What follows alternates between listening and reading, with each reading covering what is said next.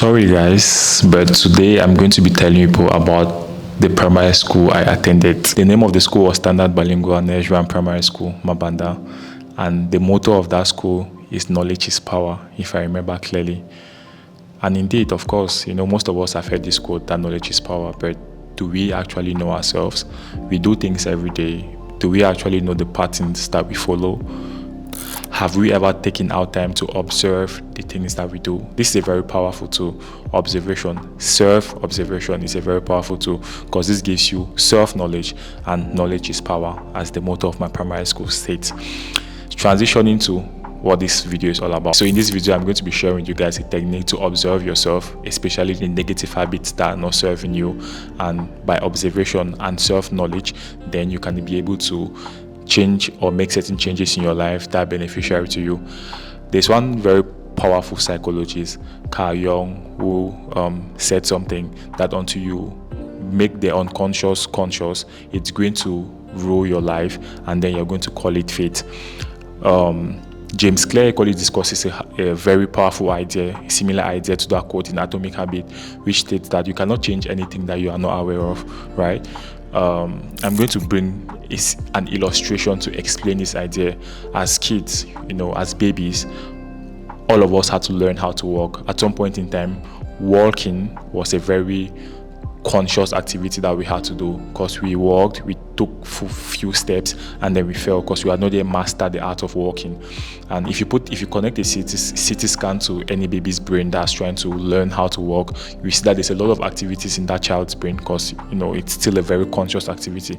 Mastery has not yet been established. But then once the child masters the art of walking, this habit now goes to the subconscious, and then it sort of like plays out on autopilot automatically without the child having to think. That mastery. So automaticity can be a very beautiful thing if the habit that you're playing out is serving you. For instance, you're stressed, you come back home, let's say your boss is stressing you at work, you come back home, you decide to pray, you decide to meditate, you decide to go for a run to bring down the cortisol level in your brain. And this is the habit that you follow. Like when you are stressed, when you're stressed out, you do these things. That's very beautiful, because these habits are positive, they are not addictive, and they equally have health benefits. Beautiful habits. This is scenarios where automaticity is very beautiful. A second illustration: you're stressed, you come back home from work, you decide to drink excessively, you decide to smoke excessively, you decide to binge watch movies for long hours on end, as I said, excessively, because nothing is actually bad. It depends on if it's serving you or not.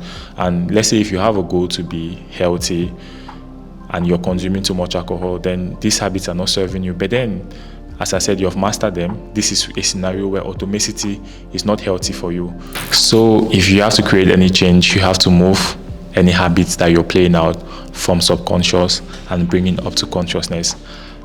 And I'm going to be discussing 4 techniques that you can use to bring out any habit from your subconscious to the subconsciousness, and then possibly effect change. So the very first step is keeping a habit card. Take out time to get to know yourself, to get to know what you do on a daily basis.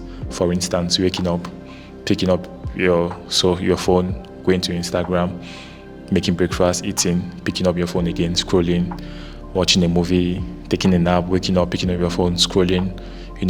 Observe yourself on a daily basis. Then you have the information, then you have the knowledge. That's where knowledge becomes power, and you can act on it. Second thing is evaluate the activities that you're doing. So this is not the place for you to criticize yourself. This is not the place for you to judge yourself, or this is not the place for you to praise yourself either. It's just an exercise of observation for you to observe yourself and get to know yourself truly. The thing you have to do is to categorize the habits. You can categorize them in 3 sets. Habits that serve you, 1 set; habits that don't serve you, another set; and habits that are kind of like neutral. They are not good or bad to you. They're just there. For instance, taking a nap, there's no consequence to it. Anything that's not negative and it's not all that positive as well, it's just a neutral habit. For the ones that are positive or the ones that serve you, then you put them in another category. The ones that don't serve you in another category. That makes 3 categories. So now that you know what serves you and you know what doesn't serve you, you have to be on the lookout of the things that don't serve you. You have to now be conscious. You have to sort of like be an observer of your own life, to look out to when you are most prone to playing out any habits that don't serve you, when you are prone to do things that are not incongruent to the person that you want to become. You have to be on the lookout to this activity.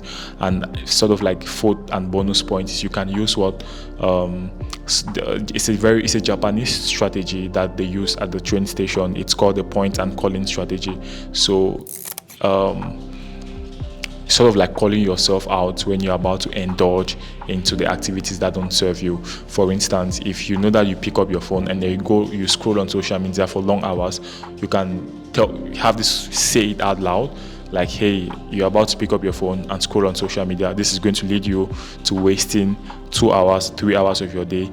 You're going to feel guilty at the end of the day, and you're not going to do the things that you're meant to do for that day. So say this out to yourself. This brings the consequences closer to you, right? Rather than just slipping or sliding into, your usual pattern.